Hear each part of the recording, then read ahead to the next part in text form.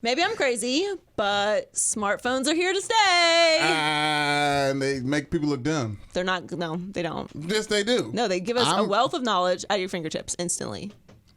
You need to take a break every now and then. Like, imagine if you came from the past. Yes. All right, and you showed up here like, I don't know. Right. 70 years ago, right? Yeah. Like someone who passed 70 years ago. And they're like, you like just handed them your phone. Like, anything you need in life is in this device. Yeah, that would. It would blow your mind, right? Yeah, we take them for granted, so we should stop criticizing them. Okay. Pat, we'll get to you later. Maybe I'm crazy, maybe I'm crazy, maybe I'm not, maybe I'm not. Welcome to Maybe I'm Crazy Podcast. I'm Joy Taylor, that's Brandon Newman. Hola. Thanks for joining us this week. Yes. Odell Beckham is all over the news. He did a very in-depth piece in GQ with Mark Anthony Green, which we will discuss. Lots of interesting stuff from that. We're going to talk about who the most interesting team in the NFL is, according to us, which is all that matters. Exactly. What we think. The NBA free agency ending with Kawhi neutralizing and Thanosing the NBA, and now we have some details from the Athletic about how that whole thing went down. And potential casualties. Yeah, Lakers don't look so good. I don't know. But, They don't do that nowadays. Yeah, no, we'll get to that. Also, Pacquiao and Thurman, great fights on Fox, PBC. Shouts out. They have ranked quarterback tiers in the Athletic as well. Did anyone get disrespected? Space Jam 2 has a new director. Chris Paul is stuck in OKC. Zion decided which shoe company he's going with. Woo! Spoiler alert, it's Jordan. It's on the internet. Everyone knows. Jordans though, like. No, we'll talk about it later. Oh, okay. Huge announcements at San Diego's Comic-Con for Marvel, which we love and we will discuss. And then, of course, we'll get to Pat Fitzgerald being an old person. Pat. No, I did not say that. I know I said it because it always happens. I'm just it's saying, not a fair name. Yeah. It's No, not, I know, I'm I know. an It's unfair difficult. advantage as a broadcaster. I just want to call it out. Yeah, it's fine. You Pat. can let me go. It's fine. All right, let's get started with Odell. So Odell Beckham Jr. did an interview with Mark Anthony Green in GQ. He's interviewed LeBron before as well. And GQ is a great publication, which I love. Yeah, beautiful. It gives you all the fashion tips. Yes. And praises well-dressed men, which is wonderful. Yeah. Because I appreciate a well-dressed man. What's the female equivalent of GQ? Every other fashion magazine ever in existence. Alrighty, thank you. All of them. All of them. Copy. In style. We do this. Yeah. We allow you to have one or two that feature, mostly George men. Clooney and Idris Elba. That's why it's and called stuff Gentleman's Quarterly. Is that what it is? That's what it stands for? I don't know why I thought it was just like just cool letters together. Yeah, just like GQ. Sometimes stuff means stuff. Anyway, so Odell Beckham Jr. Is obviously the biggest superstar in the NFL. Yes. And you can say it's Tom Brady, but it's not. He's not the biggest superstar in the NFL. Odell Beckham Jr. is the biggest superstar in the NFL, which is a product of this new trend on planet Earth, which has to do with smartphones and the internet, which is arguably the second greatest invention since electricity. And he gets treated as a superstar. So he's talking all about it, and he's talking about his exit from the Giants, which I'm totally okay with. He's talking about the reactions from social media. He's talking about the reactions with the media. He's talking about going to the Browns and just kind of everything that goes on in his life as being that superstar and what he is met with. Now, in general, my biggest takeaway from it was, and if you read it, you really do kind of get a little window into what Odell thinks. Now, I don't ever really buy front face any interview like this because, of course, you're going to go into it with a strategy, right? You'd be crazy to just go in and talk to a media member that's following you around for a couple days and just say whatever comes to your mind. There's agendas. There's agendas with everything, sure. That said, I don't think he's being disingenuous. I just think he is more of a private guy than we think he is. But you can't have the perception of a rock star and also choose to exude privateness when it's getting too hot in the kitchen. Well, that's kind of the gist of the article and what I really want to talk about. Okay. So he talks about, he doesn't really feature his private life. He's asked about, accusations of him, being gay and why doesn't he ever, have a girl with him and how he feels about publications that talk about that, publications that talk about, him getting in trouble when he's really never been in trouble and he gets held to a different standard because of race and that plays into everything. But he talks specifically about his social media following. Now, I don't want to get into the actual media because we're all dorks and we don't matter. It's kind of our jobs though. To be fair. It is our job. It is my job to be a nerd. Right. Okay. And I fully accept that. But I also don't walk around like baseball writers and act like I am the keeper of the goodness of Right. earth. Okay. Yes, like yes. I am not judge, jury, and executioner of your sports legacy. Everyone has their own opinion, especially now. And I don't think of myself in that regard. And if you are in this business and you do, good for you. But You got a job. You definitely got, at least one of you got a job. Because we know some people. okay, look, I'm just saying it's not on us to decide what Odell is. Like, Right. Odell is going to have his legacy at the end of his career. We can have our opinions about it now. Like, he talks about being compared to Tom Brady, and I think that's a little bit ridiculous because when you're talking about stardom, sure, but Tom Brady is held to a different standard and is allowed different things like yelling at his coaches because he has 6 Super Bowls.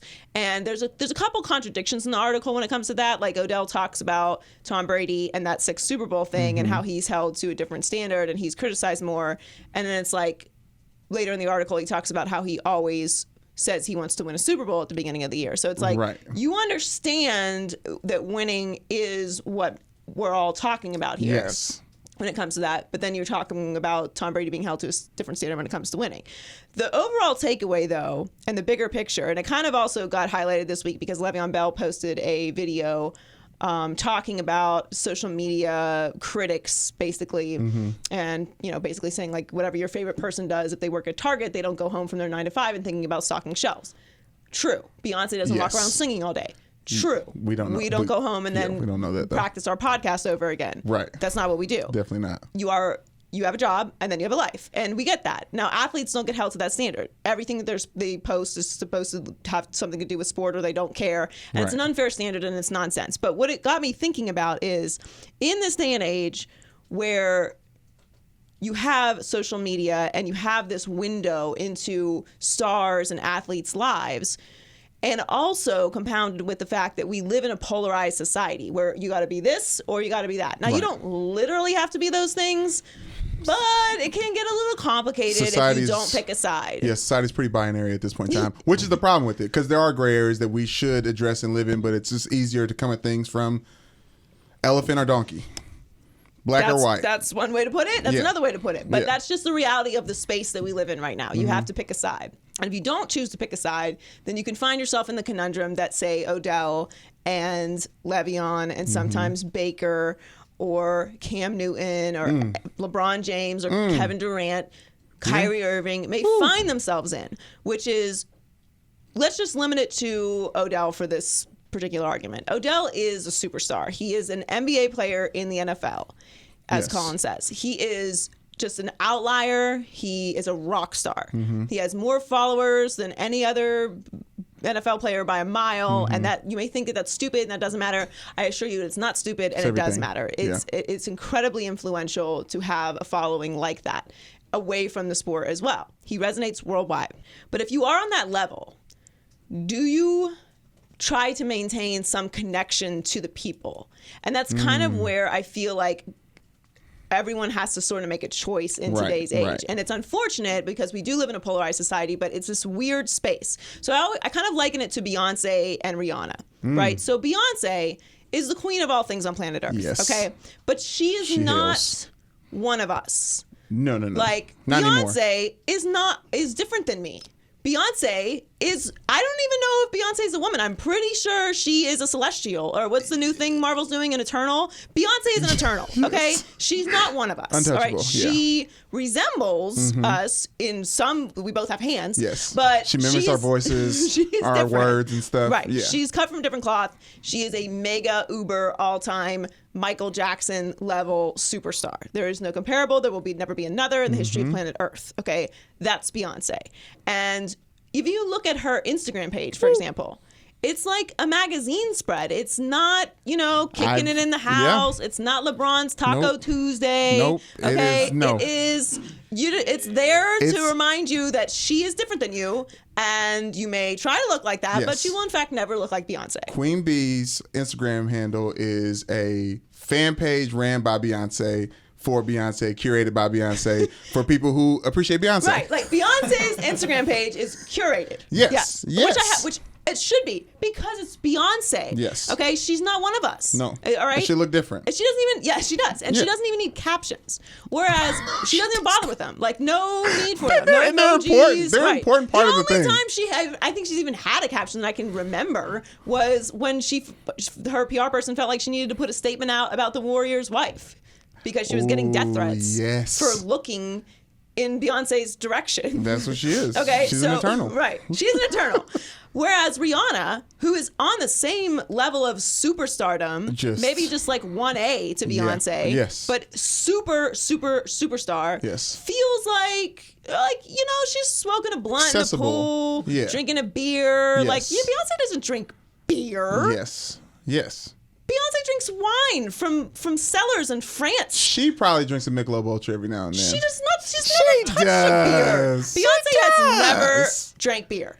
She does. What? Beyonce doesn't drink beer. Okay. She's from Houston. No. Syrup then. No. Okay, the point is, Rihanna feels like of the people, right? Yes, Even though so. nobody looks like Rihanna either, Yes. there's a different brand there, right? And it's obvious. And I feel like because of the world that we live in with social media and the trolls and the way that people are just negative by nature on these platforms, you kind of have to choose your space. And it's unfair and it sucks, but it's reality. Like, I'm nobody.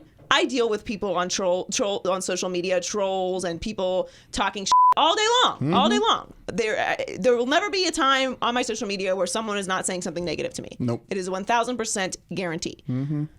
But if it's not about abortion or like something that I truly care about, or someone's attacking my family, then I really don't care. Like, I don't care if you think I look pregnant. I don't care if you think I look like I need a hamburger. I don't care if you don't like my hair or my glasses or my snaggletooth. Like, I just don't care because I don't care. And it's not saying I don't care about you, because I do care about you watching our podcast and supporting and following. Thank you. But I also just don't care. No. And I mean that respectfully. I don't give one single care. You listening, people? I don't care. Yes. But I also make it a point to not read it. Like, I don't go through and let it marinate into my mind. I give it a quick scroll, you know. That's it, right? Because I make that conscious choice. Now, I'm on a very, very, very, very low level. You can't even remotely compare that to what Odell gets every day. So when he talks about the feedback that he gets on social media or the vitriol or just critics, I feel like you have to make a choice. Are you going to Beyonce it or are you going to Rihanna it? Right. Like, if you're going to, and the problem is when you try and do both. Like, Kevin Durant got in trouble with this because he ended up making a burner account. It's like, you don't need to do that. Like, you can just stay in your lane as KD and clap back at haters on Twitter all day long if that's what you choose to do. That's his brand. But that's what you choose to do. You don't then also try and elevate yourself away from that. Yeah. The biggest problem I had with the article, with just something he said, was that he put himself on LeBron James' level of fame, and it's fair in this new world of social media and likes and clicks and commercials, but LeBron James has done a lot of winning and a lot of work to deserve the level of fame that he is at this point in time. And a lot of times in this article, OBJ sounds tone deaf to where he is currently in his career right now. Well, he has not won a chip. He caught a ball in the game that he lost. Yeah, like that's, and he talks about that too, like people saying that they lost, and he did lose, and that's kind of there's a bit of a contradiction in the way that he speaks about his career and fame. I would agree with that, right? But there's no arguing that he is a superstar on the level that LeBron is. But this is what I'm saying, and I've been saying this for years, and people are still slowly trying to get around the curve with this idea. But kids are not fans of teams anymore. True. They're fans of players. Yeah. And that's why there's such a push for the NFL to get on board with the superstar love that the NBA gets, because you can watch a team from anywhere in the world now. You don't have to sit there and watch your local team like you used to do. There's ticket packages. There's the internet. Like, you can be anywhere in the country and be a fan of a team on the other side of the country just because you like a player, because you can see them. The accessibility has changed sports and sports fandom. And it sounds dramatic and catastrophic, but it's just the world. Like, everything changes, and this is the new wave. Like, you don't have to watch the Packers just because you live in Green Bay. You can be a Seattle fan because you can get the package and fall in love with Russell Wilson. Like, the whole landscape is different. So you have to break free from the idea that that's how fandom works anymore. And because of that, when you have a superstar like Odell, he's going to even get even bigger because no one cares about being a fan of the Giants. Why would you? Saquon Barkley. Look at the nonsense the Giants have produced since Odell's been there. Yeah. Remember Pat Shermer, Ben McAdoo? Okay. I remember Tom Coughlin. Like this Tom Coughlin, like Yeah. This is what he's been dealing with. All right. Yeah. Do you remember these? Do you remember this? Like last year, Pat Shermer, they're 5-11. Like He didn't that's help not- that team with his antics and the things around that. No. This is not on Odell. I know it's not, but It's I'm not on saying Odell. all these variables are important when it comes to football, and football is still king in the media, in the advertising market, because it's easier to root for a team than it is an individual player. That's why, as much as NBA does crazy numbers on social media all the time and the clicks and the names, it's the teams that matter, and everyone just lays dormant until NFL season starts. Because you're talking about stars, and that's the new money that's coming in, all these young kids, high school players spending their parents' money, but their parents are still rooting for teams, and that's where the real money is still. And just as a reminder, all those people will eventually die. That's Yes, the reality yes, of life, yes. right? Like as time goes on, we all get just 1 second older. I'm older now Every than day. I was when this podcast started. Yes. All right, not to get theoretical, but we're talking about the future, right? True. Odell is ahead of his time. We're going to look back on Odell 10, 15 years from now, and the whole league is going to have an Odell on every team. Now, not to say that he's reproducible, because he's not. He is unique, and you can't make another Odell. There's but what a I'm formula, saying is though. there's going to be a superstar in the way that the NBA has a superstar on every single team, even if you are a bad team. Right. That's just the reality of Yeah. it, because that's how kids watch. Yeah. I don't care about what our parents do. I don't even care about what I do. I'm paying attention to what the 6-year-olds are doing. Okay, Yeah. they're on their phony devices. Watching they're not kids play with watching toys. the TV thing. Yeah. And if they're watching something that's on TV, they're still watching it on this. So everything has changed. And then in the break, they're going to Instagram to see, oh, I like that guy. Boom, follow. Oh, he's selling this. Boom, buy. That's how it works now. So that being said, it brings me back to what Odell was talking about, and like Le'Veon and KD and like the whole landscape of it. You kind of have to get into a space as an athlete. I don't want to get into like other stars, because it's such a different world in every single space. right. But particularly for athletes, it feels like you're being like it's constrictive, and it's like anti what social media is, but it's changed, and you're going to get negative feedback. 99% of the feedback is going to be negative. That's just what it is. There's a couple people on there that be like, love what you're doing, man, salute, and that just Hold on to gets that too, because the rest of them is not going to be nice. Lost in the noise. Okay. Right, yeah. The point is, you kind of have to find your space and then own it. Don't try and be, in that Rihanna space, but then it bothers you when people say something negative about you, they are. And I've learned this so many times. I'll go back at someone, and 9 times out of 10, it'll end up being, oh, I'm just a huge fan. We Right. love the show. Finally got your attention. Watch every day. Right, yeah. And then I feel Keep stupid it for up. wasting my time being angry at this Right, person who right. is just mad. Yeah.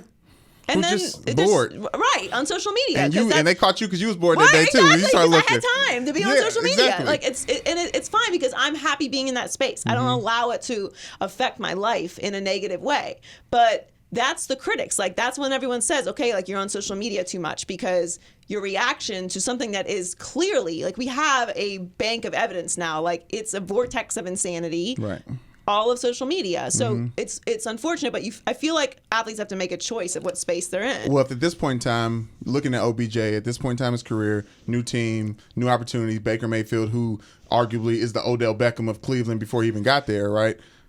What do you think benefits Odell better, to choose the Rihanna route or choose the Beyonce route? I mean, if I'm Odell, and I have a lot of respect for Odell, because Odell deals with things nobody else right. in the world deals even- with, and specifically no one else in the NFL deals with, because not Yes. only is he a superstar, and you can talk to me about Tom Brady and whatever else, that's cute, but Tom Brady is a white man. Okay, so Odell deals with different stuff. Him is. He does. He deals with different stuff on many different levels and many different dynamics. Right. So it's just different, and I respect that he handles all of this. And look, I'm speaking from a space where I'll never know. I'll never be in his shoes. Right. So who knows how I would approach it. But if I was him at this point in his career, with the potential that he has with the Browns, the attention that they're going to get this year, the renewed excitement about what he can actually accomplish, because people who like and support Odell me being one of them, I'm excited to see him with not washed up Eli Manning. Hell So yes. regardless, I think Every that Sunday. he is going to end up being an all-time great Hall of Famer, and all of this will end up just being a small part of the story. But to me, I'm going Beyonce route because he is Beyonce. He is. He's on the cover of GQ. He has Met Gala. Yes. Yeah. If once you get invited to the Met Gala, you're not one of us anymore. Okay? Yes. You're And- just not. If you've gone to the Met Gala invited, you are not one of us anymore. And You if are in you- a different category. But if you're gonna go as Rihanna, you go and post a picture said, wearing me to the Met Gala. there you go. You know what I'm saying? It's like, I don't even know how to compute. Right. You can't compute it. But and also you feel like you could go to the Met Gala with Rihanna and you wouldn't feel out of She would place. introduce you to people. Right, 'cause She's like, this is my friend, Joy. Hey, Joy. Hey, Joy. I wouldn't know how to act. Yeah. Right, but if I'm with Beyonce, I would know what I would literally Oh. not know what to do. I Yeah, would I- not know what to do. I would What have do to you- what do I do? What do you do when you Do I talk? Do I not talk? What do you Where do I hold my hands? do? You look? Are you allowed to look at Do it? they have Not to be seen eyes. at all times? Oh my Do I make gosh. eye contact or look straight ahead? I have a panic attack thinking about meeting Beyonce. Period. Yes, I'm sweating. Yeah, it's okay, like, it's ooh. like it's not the same thing, No. and it's not that Beyonce doesn't have real life problems Right. and is a human like the rest of us. We're being sarcastic, but she's in a different level category of star, and she's also branded herself that way, which matters. Mm-hmm. Rihanna has the same issues, but Rihanna feels and has purposely made her brand a more reachable. But like those it people, feels that way. In this analogy, those people have won their version of championships. Like they've won. OBJ is just playing football. Right, but he will eventually get to that space. I believe that. Certainly, he believes that. I just think he has to. It's become clear he has to separate himself in that regard because it's a lot to balance. And also, when you're in that space with the people, sometimes you gotta tell somebody to come see you, and Yeah. like that's just what it is. Like And a lot of sometimes. people ain't coming to Cleveland to see him. Well, none of them are going anywhere because Really? nobody is really about Yeah, that no- life no and one's nobody pulling up. wants to No one's smoke. pulling up. They just say it and yeah. it sounds nice, but you don't even have your picture as your bio. So Yeah. it's like Al 74825. Like you literally designed your account for non-smokage. Okay, so no. But Yes. that said, I'm really excited for Odell this year. I thought the article was very, very interesting and very, very well done. And I hope that he does end up being in a happy space because it sounded like the situation in New York was just completely toxic. Yeah, and to start off his whole career like that, I mean, it's really only looking up from here on out. And sky's the limit with the Browns. Like, he's playing with Jarvis Landry, something we haven't seen him do since college. Like, the whole landscape is different. And OBJ's in a space where he can't lose the game anymore, I think. With the Giants, he could single-handedly lose the game because of the problems going around, the variables going around Yeah, the football it's team. not all on him. It's not all on him anymore. He can have a bad game and then still win a game. Yeah. With it or quit it. With it, quit it. What? We about to turn up in this bitch. All right, what am I winning or quitting today? Football is right around the corner. Storylines are developing, but what team is the most interesting? Zeke may be pulling a Le'Veon with the Cowboys. The Browns demand our attention. John Gruden, AB, and the Raiders are making Hard Knocks must-see TV, but Joy, the Cowboys are the most interesting team in the NFL. With it or quit it. I'm going to quit it Why? because I think the Browns are the most It's interesting. the Cowboys, huh? The Cowboys Browns? are interesting. Now, interesting. Let's qualify this Break it criteria down. as stars, potential, because we're not talking about teams that are going to suck all year, Right. because that's not interesting. Right, Raiders. So, stars, potential, and drama. So, based off of those three, I'm going to go with the Browns. Now, you have Baker Mayfield, obviously, who is one of the most polarizing quarterbacks in the league. He is a huge personality. He grabs his junk, which apparently offends people. Definitely And Colin. he's got a beard now, Yep. and he does have beef with Colin, which Right. is not applied to me because I have supported Baker from the very beginning of this entire endeavor. I thought that have. he should have started from the beginning. I thought he had an uphill battle walking into a situation with Hugh Jackson, which made no sense to me whatsoever. And now he has actual pieces around him. Now, the one thing that does give me pause is Freddie Kitchens. Now, I'm very supportive of new coaches, young coaches. You know, I want to see everybody succeed. Yes. But I have questions. I mean, he's never even served as a full-time coordinator for a season. Not enough to know. That is that's troublesome. Now, why is that troublesome? Not for the regular season, because I think that their talents, and I think that the cohesion and the rest of the staff, who does have some experience, will be able to be successful. When does coaching really start to matter in any sport, really? It comes down to the end of the season when we are in the postseason and we're coming down to critical moments and critical adjustments. Is that what Freddie Kitchens is going to be able to do? Critical downs. And that is why I question all of this Super Bowl talk. Not because they don't have a Super Bowl level roster, but as we do every single year, we find a team that has a ton of talent on paper and then we project them into the Super Bowl. Right. It's more than that. I think that they need a few more years to build the culture, to prove their coaching staff to be the right fits, and to be able to perform in those big moments. They're the youngest team in the NFL. It would be unprecedented. We saw what just happened in the Super Bowl against Tom Brady and Bill Belichick. Yes. Sean McVay is the wonder kid. It's embarrassing. Jared Goff had an incredible season. They had monstrous amount of stars. And had a wonderful, amazing regular season. Like, they deserved to be there and were a worthy opponent. And then it was one of the most unwatchable Super Bowls of all time. Like, if we're just keeping it real. Right. Bill Belichick happened. And Sean McVay admitted, like, he overprepared and Bill Belichick got in his head because that's what the Lord of Darkness does. Okay? The devil's a liar, and that's what happened. Like being around Beyonce. It's like a coach being around Bill Belichick's like, he didn't know here's what we're thinking of against you. What do you think? Right. Like, here's our game plan. Break it down for me. Right. And that's no disrespect to Sean McVay, who's going to have a wonderful career. They're going to be back there again, and he's going to win a Super Bowl or multiple Super Bowls, I'm sure. But that's just the reality. Like, experience matters in those huge moments in any sport because you've been there before. You don't get nervous. You don't make those little mistakes. And if you're an experienced coach, you know what to do. You don't have to think about what to do. You know what to do. And that's what Tom Brady says all the time. And that's why he watches an obscene amount of tape. Well, regular Tom does. Pod Tom goes to the Met Gala. Right, exactly. But I just think that the Browns have this perfect formula of superstars and just bubbling interest. And now the potential is what worries me because I think you should always go into a season with Super Bowl aspirations. Like, you're not there. You're not just happy to be there. Reason not to. Of course you should say, we want to win a Super Bowl. Right. You shouldn't say, we are going to win a Super Bowl. My chair really needs some WD-40. I swear I'm not farting. It's just like, it's very annoying. It's bothering me. One of my old chairs. I can't, as Ashley will tell you, I cannot do ambient sound. It's very distracting for me. What? Specifically ambient sounds? Yes. No goes for Joy Taylor. No, that's a no-go for me. Yeah. What is that? What's another ambient sound? Like if we're in the studio and people like drop stuff or like talking in the back or something. Like ASR. I can't. It's like my brain stops working. Like if I was in Colin's position, I would have to stop down the show and be like, can we please give absolute silence? Okay. It's unbearable. Okay, we should add that to the list, the crazy list. I would absolutely do it. And you know what? It wouldn't happen again. That's what I can assure No one would gravity would learn not to mess. If someone drops something, that's not their fault. Okay. Although we know how we feel about. That was the example we got. got. We know how we feel about clumsy people. Okay. Dropping something is acceptable. That happens. I dropped something earlier today while Undisputed was doing their toss. It happens. Okay. But if it's not a pillow. You dropped hot tea on me yesterday. Oh, did I get that on you? I'm sorry. Yeah, it burned a little. I apologize for that. Why'd you just tell me I got it on you? Why'd you get her tea? She asked for tea? Because we were in the middle of a staff No, meeting. I got tea. You got tea for you? Yeah, I hit it off the top of my computer. More importantly, I got it on my computer. Just kidding. I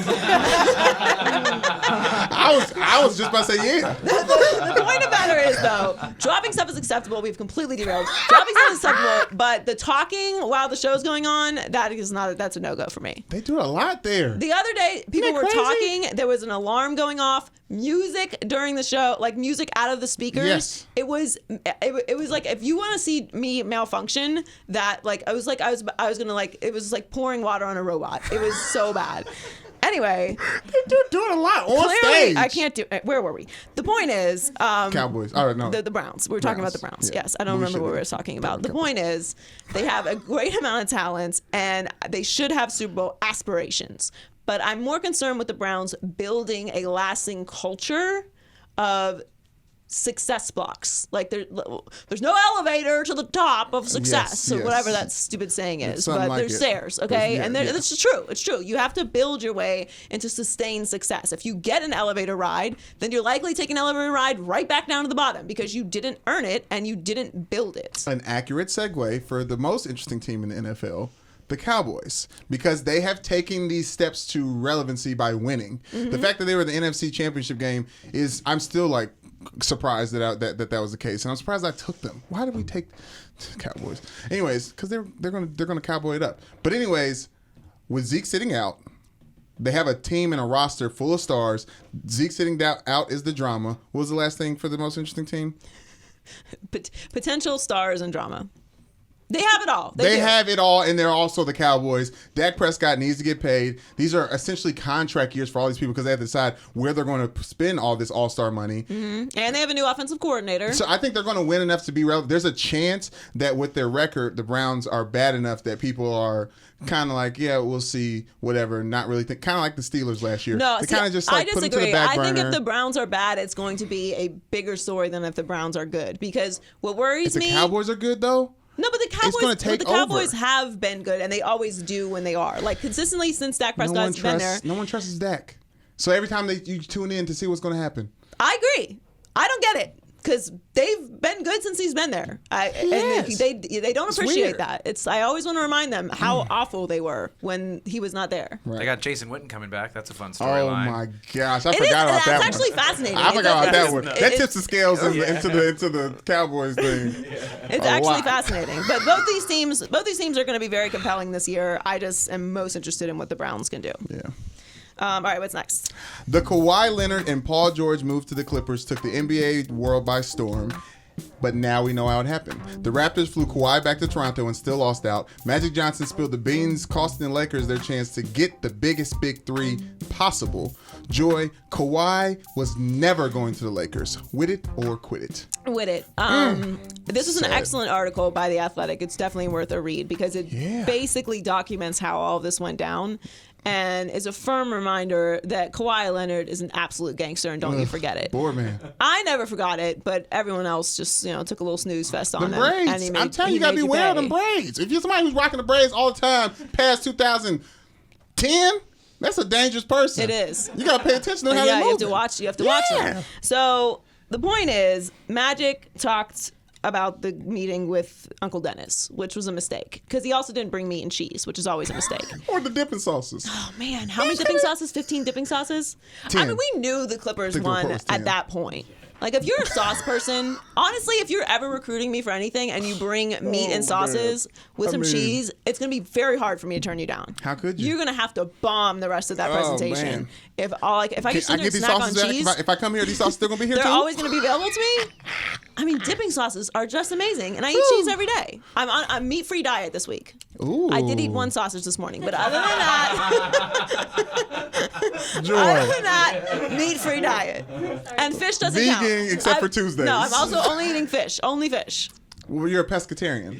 Okay. Other than the sausage you ate this morning. But I was so hungry. It's so hard. Tuesday. I made one day. That's a huge step. I said this week. Listen, that's great. 2 days in a row. Build from there. It's going to be I great. brought water with lemon to think about drinking. That has something to do with the sausage you ate? Look, it's baby steps, okay? And then Tracy Facts. gave me her cousin's peach cobbler. Anyway. Ain't no meat in that. What they put bacon bits in it? There's not meat in that. I'm saying the point is it's very difficult, all right? I'm trying. Progress, not perfection. Yeah, So that makes sense. Magic destroyed that situation. Like he wanted to get, and We I knew he again would. respect because it's not Magic's fault because the Lakers trashed Magic on the way out with Rob Pelinka, and it's all the Lakers' Do you fault. forget how he was on the way out? That was on him. He could have had a private meeting with Jeannie and Rob Pelinka and Heath Ledger and be like, hey guys, all right, let's talk about this. Y'all coming at me sideways. I hear what y'all saying. Can we swash this so we can get to a But championship? that's not the Lakers' way. But he was just like- and I'm not gonna say he is not. Look, I'm not gonna say anything bad. I am not gonna say anything bad about Magic. This is not the Lakers' way, and they Okay. tried to move in silence, and Like they're lasagna? like ravioli. Okay. They're very obvious. All right, they're just not lasagna, and that's what it is. It's Shouts what out it to the is. G's. I love ravioli. Anyway, the point is that was not going to happen because that, and on top of the fact that Kawhi didn't want to join a super team, and of course he didn't want to join a super team. That's not even Kawhi's style. Why does he want to be the second guy to LeBron when he just won a championship basically on his own? So why it did we makes take no the bait? sense. Why was the bait taken? The entire time, let's remember when Jerry West moved there from the Clippers. Everybody's like, oh, watch out Jerry West. He's going to be making moves. He's not going to go to a program that's just going to not be in the playoffs and not going to win. Right. Then you got the head coach, Mark. What's his name? Doc Rivers. Mark Rivers. You got Doc Rivers. Like Doc Rivers, all of these NBA stars watch other teams win to see where they're going to go. It made so much sense that Clippers were on paper. As soon as everybody hears Lakers, like, oh, yep, that's it. Well, because the Lakers are the bigger brand. And that's kind of, when you read the article, that's how it's all explained. And it makes perfect sense. And like now, taking a step back from it, it's like, of course he wasn't going to the Lakers. And what I love about this, and the Raptors, look, he was never going to stay with the Enjoy your Raptors. ship. And he was completely within his right to ask for the sun, moon, and stars, as the quote is, because he didn't want to stay there. So he should just ask, like, you know what? Maybe I'll stay if they give me all of this. Yes. And they didn't. And he's like, all right, cool. Made my decision easy. And that's fine. They shouldn't hand over, no one should hand over their franchise like that to a player unless it is a player of LeBron James status. Because he literally has proven he changes commerce for whole cities. Yeah. I don't know if Kawhi does that. He can change the history of a franchise, but I don't think he's changing commerce for the Toronto Raptors. No. Like, LeBron has that power. He's in a different space. Kawhi is very good. He's up there on that tier, but he's not LeBron James. Don't Taco Tuesdays. It's different. It's different. I enjoy a nice Taco Tuesday as well. Taco Tuesday. Okay, we didn't need to do it. We did not need to do it. The point is, of course, the Clippers got Kawhi. He's the perfect fit for them. Yeah. They were aggressive. They did everything right. And we were worried they weren't going to get rewarded, and they did get rewarded because it makes sense. And this is a perfect time to remind all organizations out there who are completely dysfunctional, who think it's fine to just fire coaches at whim and not treat their employees properly and have a completely dysfunctional PR department and not take care of players and not take care of players' families and lie to the media or drip everything out to the media.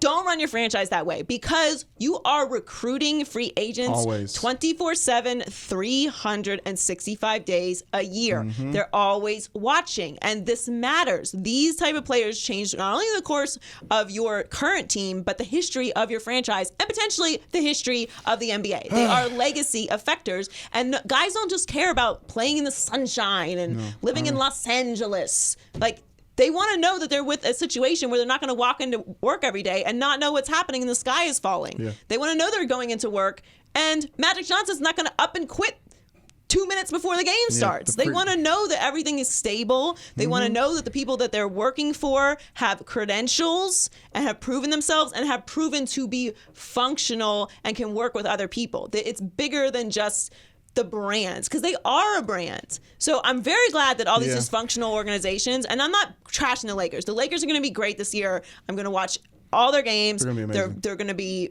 revelational, and they will probably be in the championship at the end. Like that's I believe that. Like, they're it's the definitely Western Clippers, Conference Lakers. Like, I'm not discrediting anything that the Lakers have done. Right. I'm just saying it doesn't surprise me that Kawhi went there because he wants to be in a functional situation. Do you believe that he had nothing to do with Paul George though?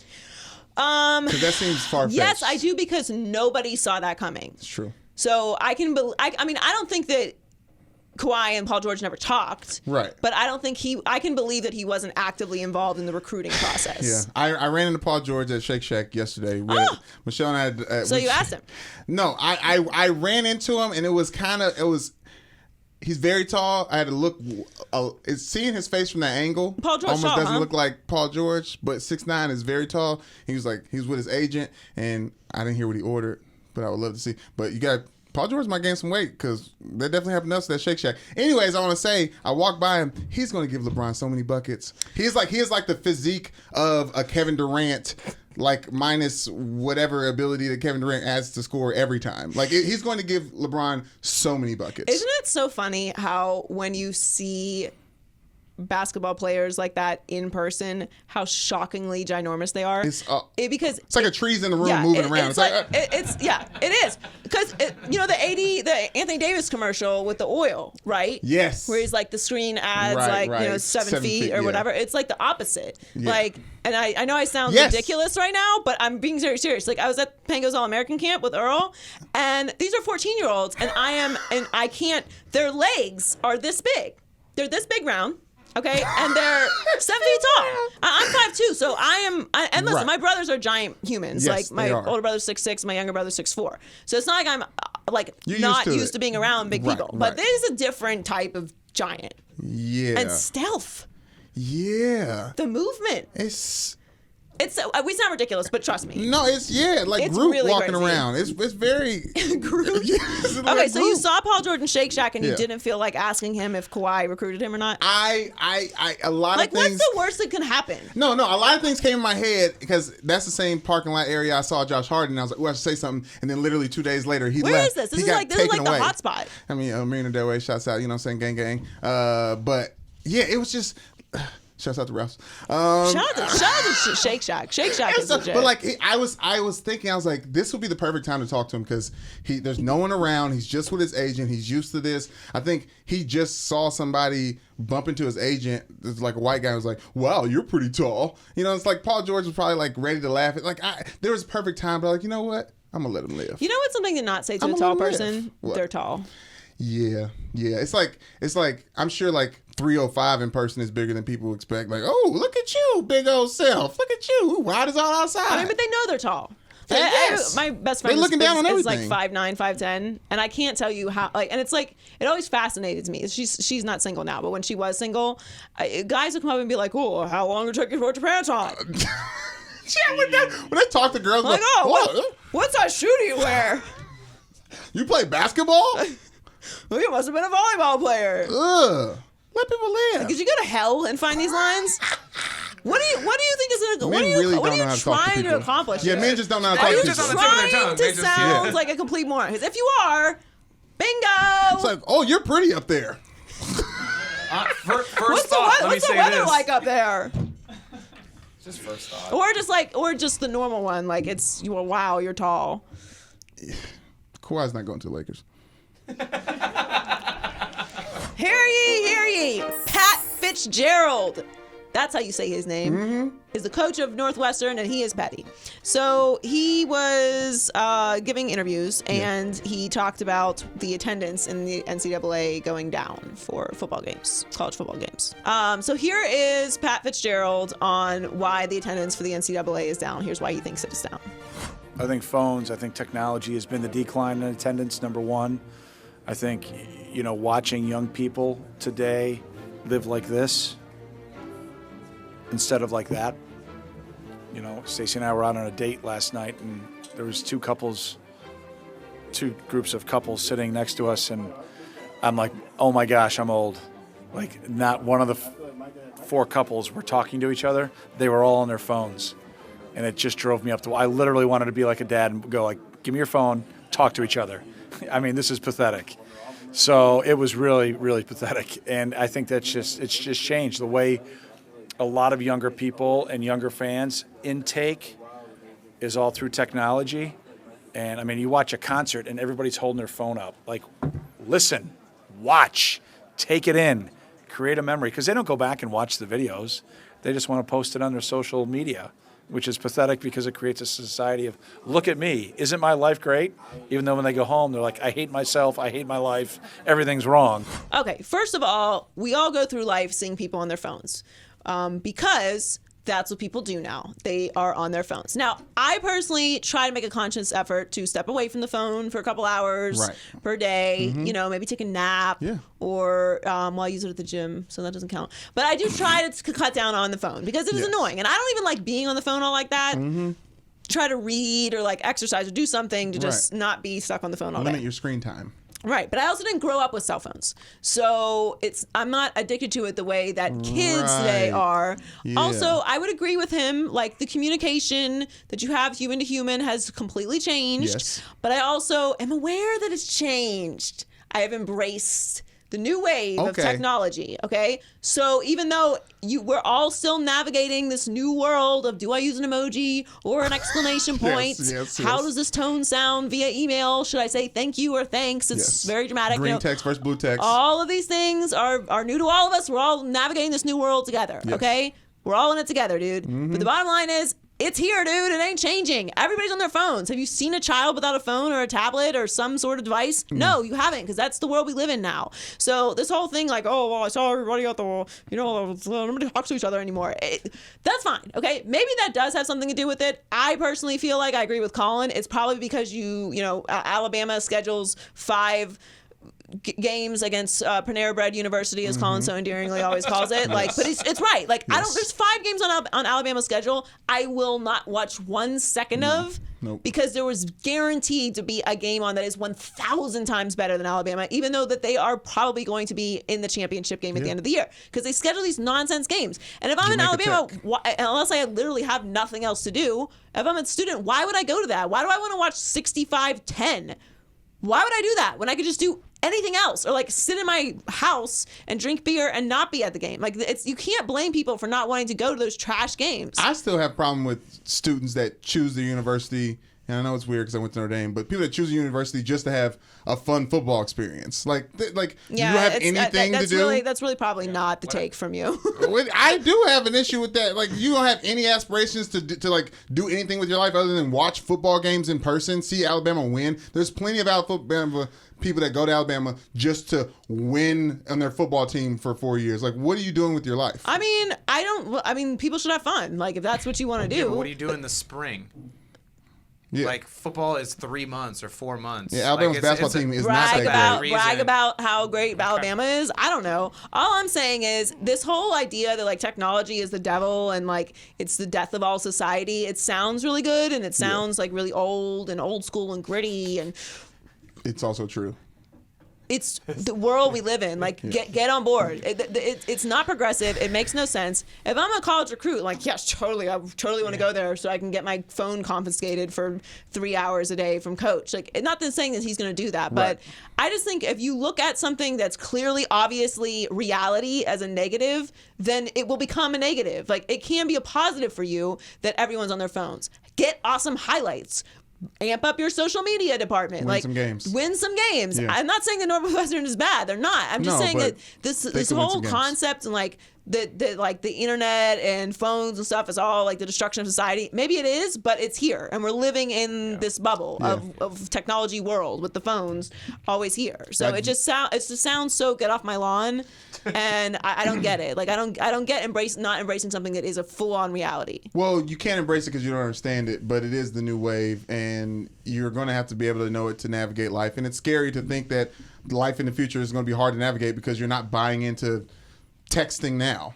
You know, does that make sense? Like, you should get on board with texting. It's very convenient. I know. I would like my mom was not. She didn't want to get a phone with a screen. I was like, well, when Zoe grows up and she's gonna text you, it's gonna be way farther than that. So you need to at least get used to texting with the screen and the little buttons on the phone, because life's gonna pass these people by. Yeah.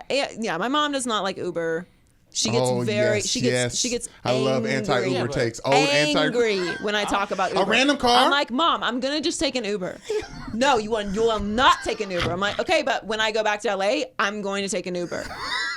She's like, well, and my friend's father's like, well, what about Lyft? Like the exact same thing, just a different company. She wants you to take a Bear Bell or like? Well, the thing is, the mace? argument against it is always like, she's like, well, I don't want you in a car with a stranger. I'm like, so cab? Yeah, it's not a buses. But actually, and I tell her this every time, I'm like, if I get murdered in a Uber, you can find the person who did it very easily. Just hit up Uber. Yes. Boom. He's smiling phone in his number, avatar. picture, GPS probably. address, some GPS possibly, unless they took me to a remote location. But at least you'll find the last person that had possession of me. Yeah. A cab, I will never be able to tell you the name, the number on the cab. I probably wouldn't even be able to tell you the cab company. Nope. You're never going to find me. No. It's so much better for me to just take an Uber if I'm going to die that way. true. What are you worried about? Me dying? Technology's scary. So that actually makes sense when you think about it, because it's my mom. Yeah, That's she just wants to you to worry about. die. But it's just unreal. It's an unrealistic fear. Not really that unrealistic, but like, I'm still gonna take Uber. It doesn't happen enough. It's time for high key, low key. High key. Low key. Pretty good. So high key, Manny Pacquiao is a scientist. Yes. Low key, I am ready for the rematch. A Thurman in him? No. Oh, the pig one. Yes, the other one. Yeah. The one that we all want to see. So Pac-Man was great. He beat Keith Thurman and gave Thurman his first career defeat in a split decision. So he has the WBA welterweight title now. Pacquiao does. He could fight Errol Spence or Sean Porter, but of course everyone is talking about potential rematch with Floyd Mayweather. Now, Pacquiao looked great. He looked light. He looked fast. Boom, boom, boom, boom. He was eating everything that Thurman was throwing at him because there was a point where it was like, okay, maybe Thurman can start to try and get some potential, like, you know, some, what's the word I'm looking for? Momentum. Really? Try and get some momentum. Not potential, momentum. Okay. Momentum in the fight. But there was never a point where I felt like the fight turned. So, because everything he was doing, everything he was throwing at Pacquiao, he was just eating.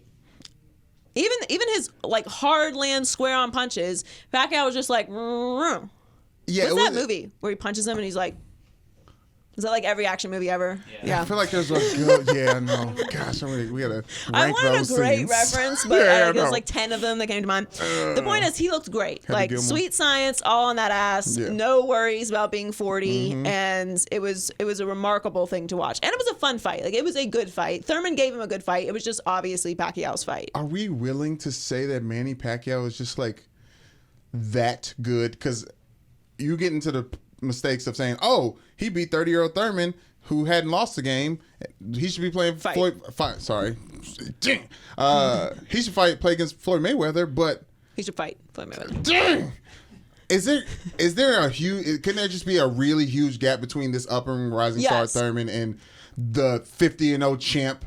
Yes, there is. And that's kind of the point. And that's why I picked Pacquiao to win, because it just felt like there's just too much noise around Thurman ending Pacquiao's career. Like, this is not going to be the way that Pacquiao goes out. It just can't. It's gonna really feel like, okay, this is the end of Pacquiao, because it really seems like he's never going to stop fighting. No. And this whole idea that you're 40 so you can't do it anymore, I think we kind of have to start abandoning that. Like, if you are, now there are obviously outliers, right? Like, not everyone at 40 is Pacquiao. Not everyone at 40 is Tom Brady. But with the advancements in rehab and nutrition and training and recovery now, like, you got to take it a little bit more seriously. I understand the 10-year gap is a lot, but then you start to account for just the skill level and the intelligence of the fighter or the player. And it just, you don't have to wonder about what the next move is. You already know it's routine. So you're not strategizing, and that allows you to not work. Like, if your body is in shape, your mind is superior in this spot. Like, he just has so much more experience than Keith Thurman, and it showed. Now, I don't think that there was the best stylistic matchup for Keith Thurman either, because he felt like kind of heavy and lumbering. It's a fight, title fight. But Pacquiao looked great, and I will watch a rematch with Mayweather. I don't think Mayweather, of course, and you will too, and so will I hate when people say this. I don't want to see it. It might not be the best fight, okay, but you are going to watch it. So stop lying to yourself. If Mayweather and Pacquiao book a rematch, who do I root for? Your ass is going to be sitting right in front of that TV with the rest of us watching that shit. I will watch that if they say the winner fights McGregor in the boxing ring. That I want to see. Then I'm buying in. What I I'm invested. Don't want to see is a McGregor-Mayweather rematch. Why not? Because McGregor is never fighting again. I don't even. Is he even fighting? I don't think is he ever going to fight again? I don't know anything about that, no. Those silk sheets, it might be tough. Yeah. I mean, he Ronda Rousey'd us. Shouts out. I mean, she laid out the framework, and he just followed the plan. Yeah, exactly. She led the way. He sells whiskey now. I gotta try that. Just get more heavyweight boxing. I'm ready for the heavyweight fights again. I'm ready for the heavyweight fights. No, boxing is back, and I love it. We thought boxing was dead. It is not. It is back. It's awesome. It's fun. The personalities are there again, and I will watch a rematch with Mayweather and Pacquiao, and I've got news for you. So will you. So just stop lying to yourself. High key, it is list season. Woo! Everybody got their list. Everybody got their ratings. Everybody's got an opinion about favorite player. Why haven't we created our list of favorite lists? Ooh. Excellent idea. Don't let me forget that. List of favorite lists. Write it down. Because I got some. I'm just thinking. So many. Okay, I'm sorry. Well, anyway, The Athletic and low-key Cam Newton continues to be disrespected. Yes. The Athletic did their tier rating, which, in all fairness, this is what I actually would consider a rating, because they do an anonymous vote system with GMs and coaches. You know I hate anonymous stuff. Yes. But in this case, they're rating everyone, not just giving anonymous quotes about random players who will they never have on their team and they sound ridiculous, Right. which we've gone over. So there are 4 different tiers. So tier 1, Aaron, and these are in order, which, you can like bark and whine about the order, but let's just keep them in tiers for argument's sake. Cool. Aaron Rodgers, Tom Brady, Drew Brees, Mahomes, Andrew Luck, Phillip Rivers, Ben Roethlisberger, Russell Wilson in tier 1. I think for the most part, everyone kind of agrees those are the elite of the elite in the NFL to begin with. Like, that's not really news. And basically, like, these guys are guys that they win because of them. Like, they're the quarterback. Tier 2 are guys that have a couple holes in their game but are still great. Matt Ryan, Carson Wentz, Matt Stafford, Deshaun Watson, Jared Goff, Baker Mayfield. Now, out of this particular group, I would argue Carson Wentz does not belong in there, because I know he had an MVP level season, but he's come off 2 major injuries, and I need to see more from him. I know he has great potential, and he just got the contract, but I am very, very skeptical of Carson Wentz. Yeah, you should be. He's giving you all of the reasons to be, but those Sunday night and Monday night football games, freshman year or his rookie year in the NFL, were just electric. No, I mean, he's great. And like, it's just when he's stick in your mind. Available. Everybody has a play that sticks in their mind, just like Patrick Mahomes. You have a play that sticks in your mind. It was like, that guy is different, and that's why I gave him the money. But it could be a mistake. And I had no problem with the money ever. Yeah, yes, of course. Of course they had to pay him, but I just, when he's available, he's great. Yes. But you got to be available. He's now, playing all tier the time, 3 is Cam Newton, Kirk Cousins, Dak Prescott, Nick Foles, Garoppolo, Derek Carr, Joe Flacco, Andy Dalton, Jameis Winston, Eli Manning, Mitch Trubisky, Marcus Mariota, Sam Darnold. Get Jameis Winston out of there. I would move Jameis Winston. I would move Eli Manning, and I know people are going to be angry, but I would also move Jimmy Garoppolo, because Jimmy Garoppolo has played in like 8 NFL games. Okay, and I'm not exaggerating here. Like, dude has not played a lot of football. We think Jimmy Garoppolo has played a lot of football. He hasn't. He just has a big name and a giant contract, and he's been injured. And he's been good when he played said games. Like, those games, it's another thing. It's how many good starts? games. 10 starts. He's 10 NFL starts. He didn't even make it through all those, but he's very handsome.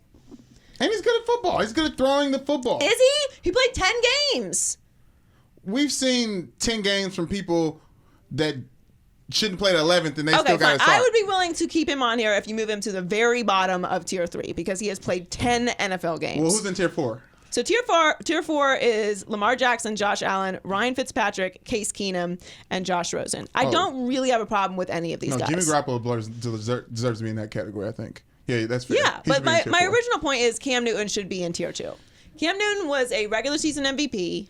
He has been the franchise quarterback for the Panthers for how many years? Mm-hmm. He is a superstar, and he is that good when he is also available. Like, he needs to be in tier 2. If you have Carson Wentz in there, you got to have Cam Newton in there. Oh, facts, yeah. And don't give me the argument like he's the top of tier 3. Like, he needs, I don't care about like he doesn't have the best arm or whatever. Like, he's not that accurate. When he is great, he is incredible. In electric and all those things that you were describing with Carson Wentz. He should be in tier 2. The Super Bowl was embarrassing the way he lost to the Denver Broncos, but that was a great defense. They were ready. They were not. The Panthers were not. Matt Ryan lost in pretty embarrassing fashion, if I recall correctly. Yeah, he hasn't really bounced back from that either, though. Well, that's why he's in tier 2. Yeah. Loveless. Loser power rankings. Loser power rankings. These are the losers of the week. Oh, Space Jam 2. Okay, so it took me a long time to get on board with Space Jam 2. A very long time. Wow. Yes, because Space Jam is one of the top 5 greatest basketball movies ever made. It was a pinnacle of my childhood. That quote. And Michael Jordan is the greatest of all time at everything except for owning team. And yes, not good at that. Right. But it's just Space Jam. Like, it doesn't. How do you add on? How do you add on to an epic tale such as Space Jam? You know what I mean? So yeah, and now they're having difficulty. So they have moved on, which is a nice way of saying firing. LeBron fired Terrence Nance as the director due to different takes on creative vision, which is a very nicest way of saying we are not getting along. It's like, no, you're not doing all that. Why Right. aren't you listening to me? I'm LeBron. Right. Which Possibly will maybe come back to haunt him if we find out that this movie is trash when it comes out. And He's trying to run a movie like he run teams. that was successful in Cleveland. It's true. Okay. So anyway, Terrence Nance did oversimplification of her beauty and random acts of flyness on HBO. So Malcolm D. Lee will take over. He has a proven track record with studio comedies. He did Girls Trip and Night School. Okay. We said So proven, we but might we got need- one at one. 50% success rate. Okay. I mean, I saw Night School. Okay. You saw Night School. Huh? Did you see Night School? That Would be a success because we both saw it. Okay. So there you go. You may I not have didn't liked say Night that I School, see it. I didn't say I saw but you it. saw it. Did you see it or did you not see it? I support black businesses and black. You saw it. I haven't been on a plane yet and been bored enough to put it on. Okay, so you haven't seen it. I have not seen it. Okay, well I've seen it, so 1 Okay. out of 2 ain't bad. Yeah, that's Okay. Anyway, and Girls Trip was great. Awesome. Amazing. So And the good. script is Ryan Coogler, who's obviously incredible, did Black Panther and Creed, and Sev Ohanian. So anyway, the point is, LeBron has hedged his bets now. Like he has decided, because we're putting this on LeBron, right? Like this is LeBron's project. You got to put it on LeBron. He's doing so much though. He's doing got too so much. He's doing too much. I agree. It's too much. Ugh. But this is when they scheduled the shooting, so it has to happen. I'm going to be very upset if this movie is not good because it took me a very long time. I do not change my opinion a lot on things that I don't feel like changing my opinion on. Okay, and this is one of those things. It took me a lot, and now I'm here, so I just want to make sure that it's good. All right. There was who said they were going to be in it? Was it Don Cheadle? There's going to be like one of the actors playing himself in it. It's not. I mean. We'll see. It seems like a really good made-for-TV movie at this point. Stop but it! I can't I'm handle just that. saying. No, Lifetime I refuse to accept it. has great films. They do, but I'm not. That's not what's True that. happening. Okay, it's got to. Hey, shouts out. Yes. Shouts out. All right. Next on the list is Chris Paul, who's probably going to end up starting the season with OKC. It seemed like there was a situation where there was an agreement that Chris Paul was going to go to Miami or just kind of. Just give a little drive through Oklahoma City, and now it's like, nope, you live here now because nobody wants that contract, and no team with young players. It was wants communicated to bring differently. in Chris Paul. It was communicated differently. It says it seems like he's meshing well. We're going to start the season with this person on our team. AKA Pat Riley said, no. Yeah, and a lot of people said no. I'm gonna need those picks back, and if you're not handing the picks over, then it's no. That's enjoy a perfectly Chris Paul this year. fine request. Yeah, it is. It makes perfect sense. Of Yeah. course, you would give those picks back. They're their picks anyway. Yeah, it's stupid. Anyway, next on the list is every other shoe company except for Jordan. Woo! Zion signed with Jordan. Those shoes are gonna be fire. Are they? Yes. They're going to be big. They are gonna be big. They're They're gonna gonna be be like- big, so they're they're gonna gonna be be tough like- for my feet because I have very narrow feet. Birdman lugs. And I'm wearing Jordans right now. Ooh, oh yeah, sevens. You got a little seven action. I don't know what type of sevens those are, but they're sevens. But Colorful sevens. I'm gonna get some Zions. I am. I mean, yeah. I imagine for when it's winter time, I'll need some Zions. I'm sure they're steel-toed. They're gonna be big. Yeah, They might be they're steel-toed. Big. They might be similar to the guys that play in Tim's. Yes, I can see. Have you ever seen someone play basketball in Tim's? Yes, with the White Sox. Of course you have White Ruffled. Sox. Of course you have White Yes, Sox. yes. And sweats. Would you like to hear from the GOAT? Zion's incredible determination, character, and play are inspiring. He's an essential part of the new talent that will help lead the brand into the future. He told us he would shock the world and asked us to believe him. We do. I don't think Jordan wrote that, but it's very nice. They're selling the shoes to kids who don't know that Team Jordan shoes are trash. How dare you? They don't know that. How I'm telling dare you, you you. can't come in here. One time, my boy Darnell, shouts out, speak for yourself. He came in the Ball State locker room with some new Team Jordans on, and one of the guys was like playing with him. Was like, "Oh, D, I see you got them J's." He said, "Had to." just ethered it. Was like, "Why don't you take them shoes off? Take them big ass Zions off." I'm They're not gonna looking be- forward to the they're gonna Zion be Jordan fly. brand I am crossover. looking forward to it. They're gonna usher in Called a the new era Thanoses. of Jordan. They're gonna look like his boots too. No, they're not. All right. What is in the Rico's culture report this week? Spoiler alert, Marvel killed off some of your favorite characters in Endgame, but the remix edition to the Marvel universe is coming with films and TV shows that will keep heroes entertaining us for at least until 2021. Announcements surrounding the new Marvel universe include new movies for the Black Panther, Thor, Black Widow, Guardians of the Galaxy, and Blade. Joy, what Marvel announcement are you most excited about? So first of all, I just want to say Comic-Con looks like so much fun, and one day I'm going to go and I'm going to be fully dressed up. I don't know who I'm going to go as yet. but it's gonna be awesome. San Diego's the big one. I've been to New York when I worked it. Took a lot of pictures with some Dragon Ball Z characters. Very fun. Everybody was having a good time. It's like a nice, good nerd culture. Yeah, it's a good energy because Yes. everyone is a nerd and no one cares that this is we're all nerds. No, you're almost like you have to be nerd. They criticize you for not being nerdy enough. Right, Yeah. right. Like you So gotta I'm comfortable with really that. be comfortable in your nerdiness. And it's not nerdiness because superheroes are awesome. Yeah, they And save the Marvel world. does it the best, and They I'm do. very excited about it. So anyway, there's a couple announcements I'm very excited about. Yes. Mahershala Ali gonna play Blade. Woo! Blade is back. Now, as our producer John Heller was very curious about, he wanted to know where Wesley Snipes was. He's Right. Blade, so yeah. It's not If- Blade. It's a new version of I Blade. mean, Is this? Is There's he, been- there's is he, been is he th- Blade's son? What? you know- realize there's been 3 Hulks that were Hulk and Bruce Banner in like 5 years. Yeah, different guys have played Yeah, but those were Batman. bad. This is Blade like was a good. big.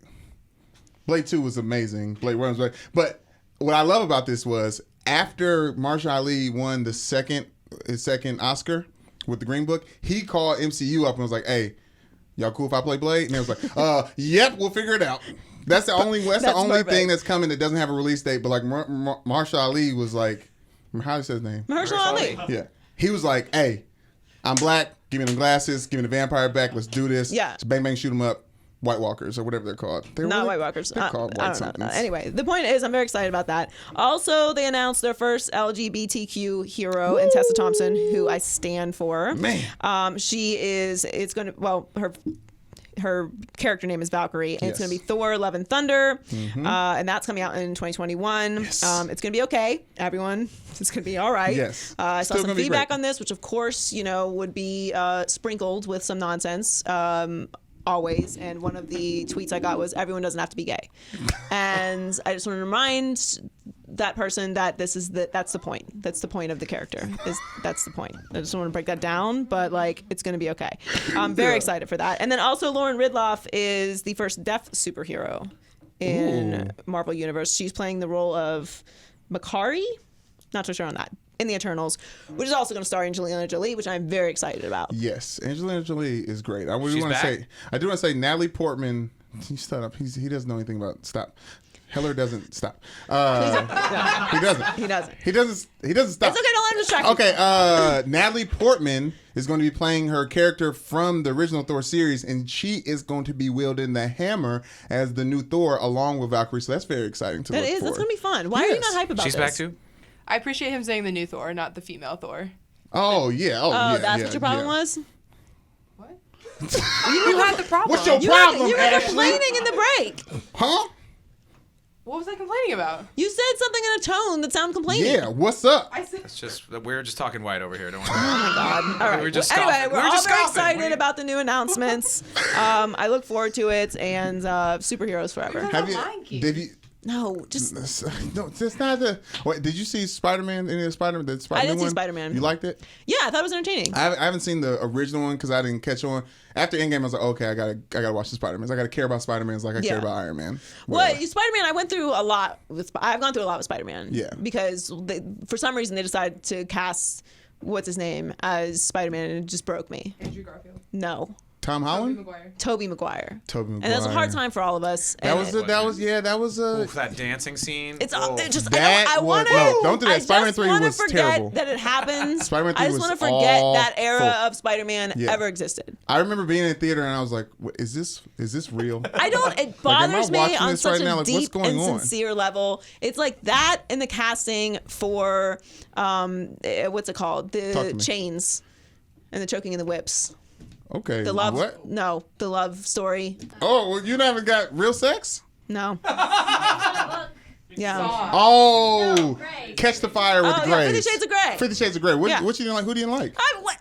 Stop. do Okay, you I don't like? have enough time today to talk about it, but it's Who do very you upsetting, like? and it's just it's done. Okay, They're in Seattle and they're every once rich, in a while they like just get it pale and wrong. stuff. Okay, What? and it just was wrong. Who was wrong in that movie? I didn't read the books. Okay, I needed the movies to affect me. It But did not. who I didn't don't you have time for it. I like? told you. We gotta move on. All right. Thanks for joining us this week. We appreciate it. Make sure you follow on YouTube at Maybe I'm Crazy Podcast, on all of our social pages at Maybe I'm Crazy Pod. We Yes. are on Apple Podcasts, iHeartMedia app, SoundCloud, Spotify, YouTube. Bam. You can follow Brandon at Newman Show 99. That's me. Myself at Joy Taylor Talks. That's her. Subscribe, share, comment. Even if you say negative stuff, we still love you. Thank you. For the metrics? Yeah, exactly. Algorithms and stuff? We appreciate it. Thanks for following and listening this week, and we'll catch you next week. Bye. Maybe I'm crazy, maybe I'm crazy, maybe I'm not.